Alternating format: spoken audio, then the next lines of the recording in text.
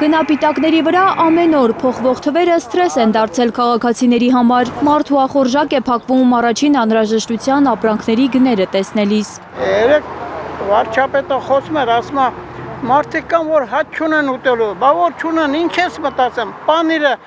800 դրամ էր, դարարա 2400, ինչն է պատճառը, չունենք թե չեն արտադրել։ Ինչու միայն պանիրը, շատերի համար անգամ թարխունն ու համեմն են շռայլություն։ Թարխունը 60-70 դրամներ, հիմա 150, ավելի փոքր վիճակի։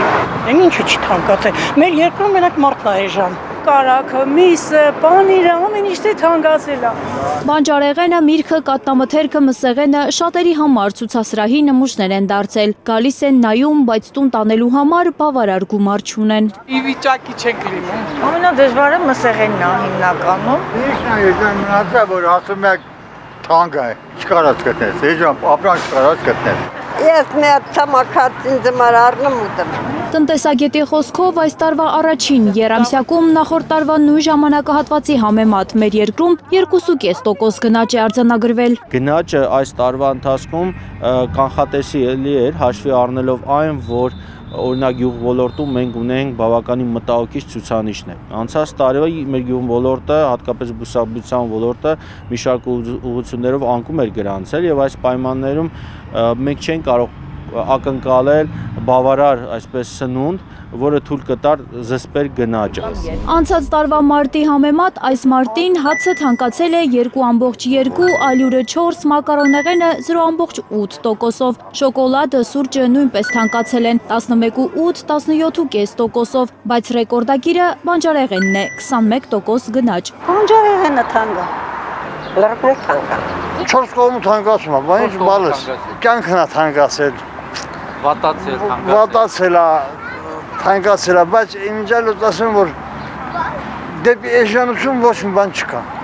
Հարվածում է գնաճն իրենց գրպաններին, ասում են քաղաքացիները, հորդորում են վարչապետին աշխատավարձ ու թոշակել բարձրացնել, որ ոչ թե գոյատևեն, այլ ապրեն։ Ուղղակի կարելի է մի փոքր աշխատավարձի բարձրացում անել, ժողովուրդը կարողանան ապրել։ Իշխանության հայտարարությունները տնտեսական աճի ու գների մասին զվարճացնում են տնտեսագետներին։ Մի երկիր, որի ամեն 4-րդ բնակիչը աղքատ է, մեզ մոտ աղքատության ցուցանիշը կազմում է 23.7%, այս պայմաններում մարդիկ իրենց եկամտի մեծ մասը ծախսում են բանջարեղեն, միրգ, սնունդ ձեռք բերելու համար։ Մարդկանց կենսամակարդակը էականորեն վատթարացել է այս տարվա ընթացքում, քանի որ նրանք ավելի շատ գումար են ծախսում սննդի ձեռքբերման վրա, քան անցած տարի, բայց իրենց եկամուտները համաչափ չեն աճել։